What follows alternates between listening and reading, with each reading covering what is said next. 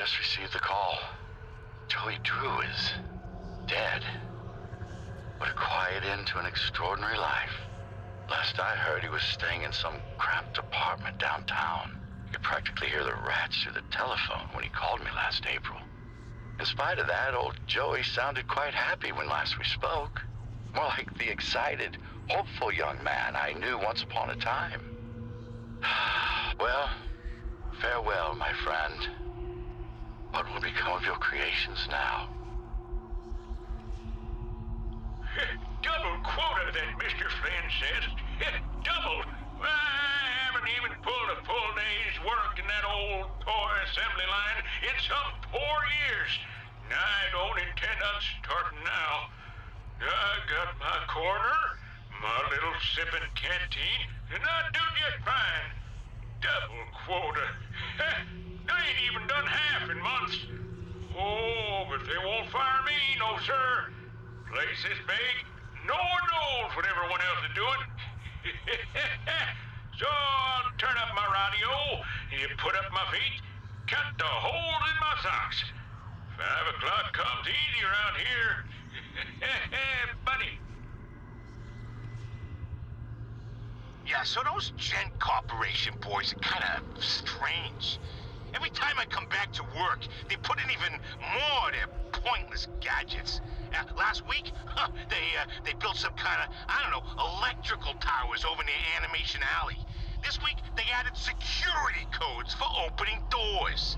Jeez, what kind of work do they think we do here anyways? Last I checked, we make toys and silly cartoons. This ain't Fort Knox, you know what I mean? Now, it's my job to look over these shipping invoices and remember a bunch of random numbers? Yeah, no freaking thank you! I'm just gonna record the door code here so I don't forget it. Alright. The code is 451. 451. And if Mr. Drew or Mr. Gray asks, you didn't hear it from me, okay? It seems that Archgate Studios, in all its misplaced admiration, was so eager to absorb the life's work of that crooked charlatan Joey Drew, they didn't fully realize what they had acquired. Call it fate that I just happened to be there on the loading dock that morning. When the delivery boys dropped one of the crates, it smashed open, and inside there was something truly special. A mass of yellow steel and beautiful rivets. Some kind of machine. No one knew what it was, so the fools put it on display for all to see. But I could tell that this crude device held secrets. Secrets that could be mine. I'm ready for something different in my career. I've built steel companies from the ground up, dabbled in petroleum, even tried political office once. That Nathan Arch, they used to say. He's got the magic touch. But I'm hungry for a bit of fun, I think. Something both the masses and I can enjoy. My son suggested movies. Open a studio. Now, I love a good film as much as anyone, but the magic of animation, now there's something special. My old friend Joey knew the thrills of bringing characters to life. Rest his soul. Maybe with a bit of elbow grease and a small cash investment, I can resurrect the past. At the end of every crumbling empire, you gotta hide the treasures. Mr. Cohen brought me in to catalog and secure some of Joey Drew's more special assets in places no one will ever find them. Sure, that sounds completely legal, right?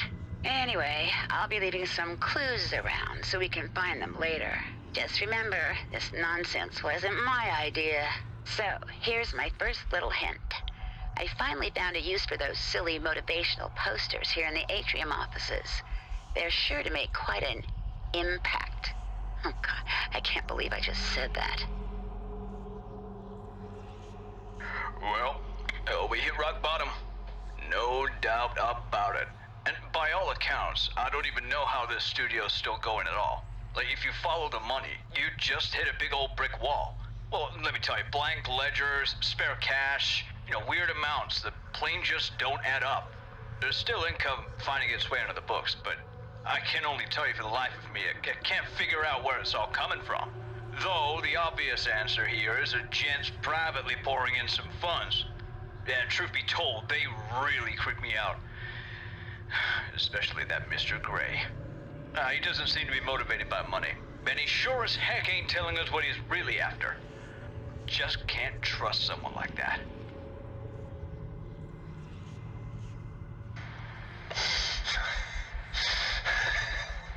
When you animate, it's so much more than just motion. It's a way of life, an art, a passion. Each tiny movement is an emotional trigger to the audience. Get it wrong, and you will lose them. You must live the characters and to draw them. You must feel the motions in your mind. Act them out around your room. Today, I'm a clock, a dancing timekeeper. Tick-tock, tick-tock, tick-tock. Watch my movements. See my frames of animation. I have so many characters to animate yet. Thousands of frames to go. But for now, I'm just a clock. Tick-tock, tick-tock.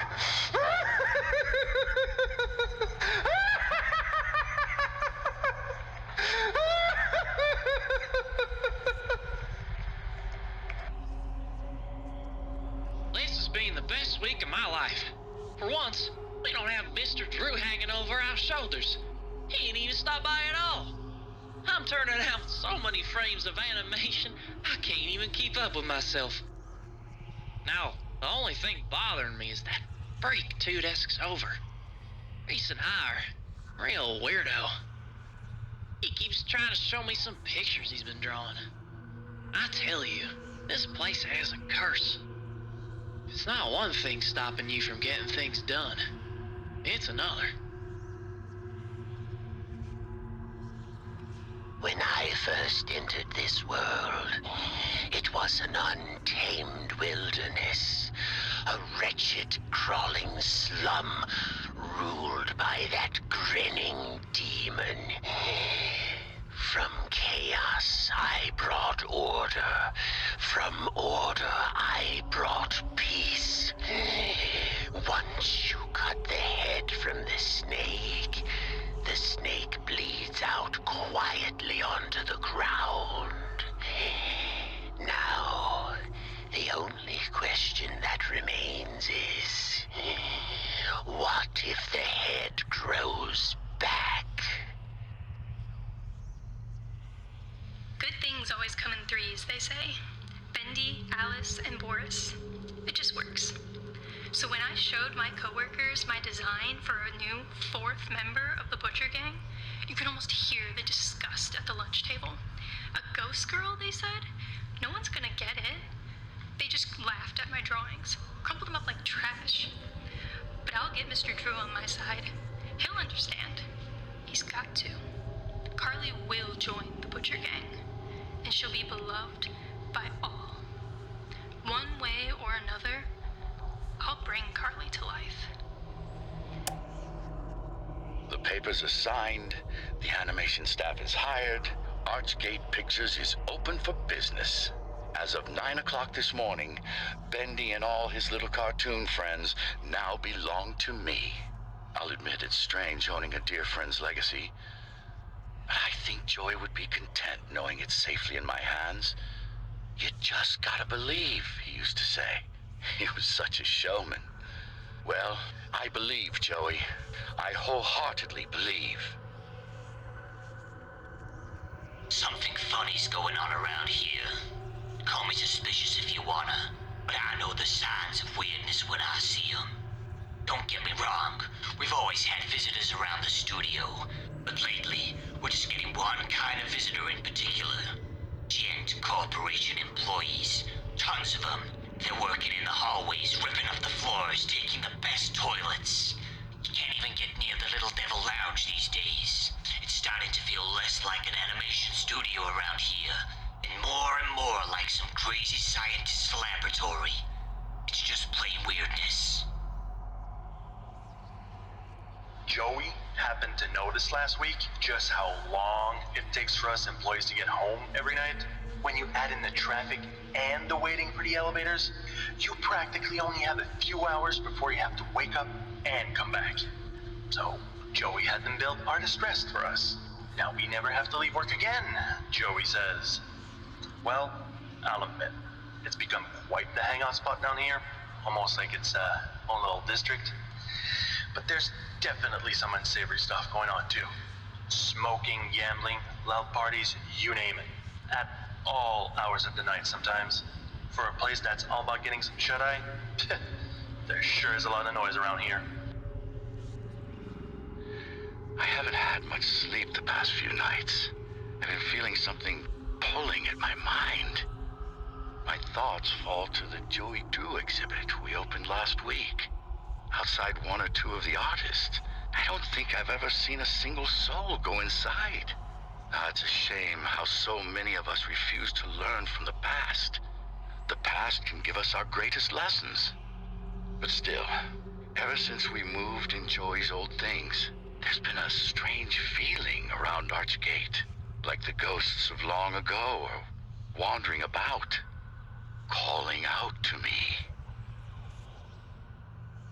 You gotta follow your inspirations when you're a musician. Stick to what you know works. But when they built the new studio buildings, they all but filled in my office down in the old sewers. Turns out, I've gotten so accustomed to working in those disgusting conditions that now if my office doesn't stink, the lyrics I write do. So when Jen started digging their massive utility shaft between their place and ours, I knew it'd be just the right spot for me to move in. Now I've got a song in my heart and a creative stench up my nose. It's my first week in the job at the Gent workshop, and I can tell already that this is going to be interesting. Do you think you can lift this steel girder? They asked me with a smug smile. I didn't even bother to answer. I just picked the whole thing up with one hand. You should have seen the wee men drop their jaws. Aye. All in all, I've noticed this building just isn't built for someone my size. Every time I walk by the workshop shelves, all the tools fall to the floor. That, and I gotta bend down for every doorway in the place.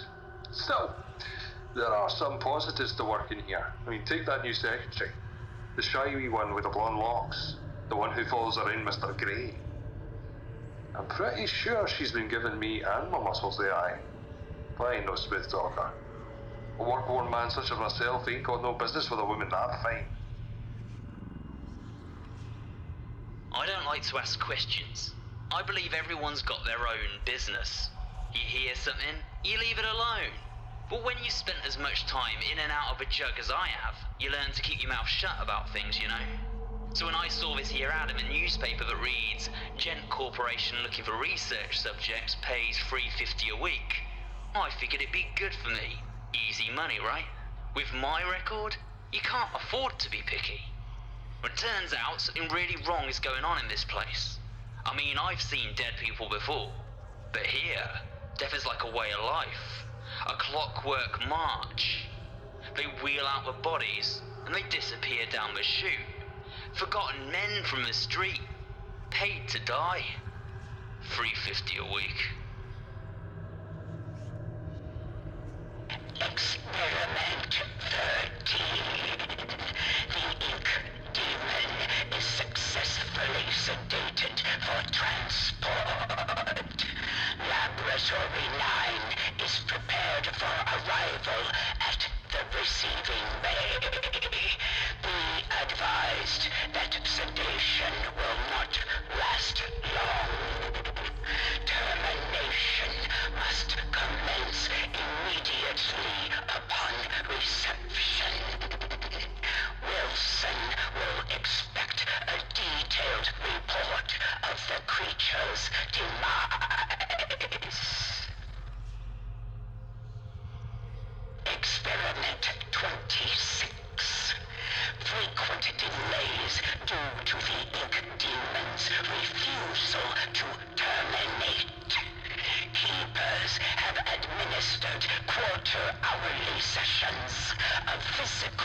tortures and surgical invasions to wear down his powers. All of these efforts have been ultimately unsuccessful. A new method of control must be devised. Termination impossible. Experiment 44.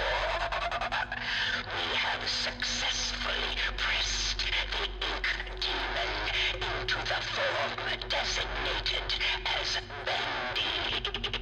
He is smaller in size and harmless in this more timid state. His powers are also greatly reduced. Using lengths of steel wire to cut into the side of his body, he now registers emotional responses.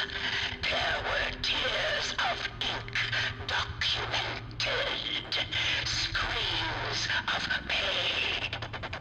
It was delightful to see such progress. The ink demon will remain in this small form indefinitely. The machine speaks to me, revealing its many possibilities. What I can accomplish using its power is beyond any measure. Life and death can become a thing of the past. Poverty and hunger, a distant memory. I can remake the world anew. But does the world deserve such a gift? For now, I have bigger matters at hand. A man in a black coat came asking at the front desk about the machine. Said he was from the Gent Corporation. Fortunately, the receptionist knew nothing, and he left quietly. Later, I found his name on the sign-in form. Mr. Alan Gray.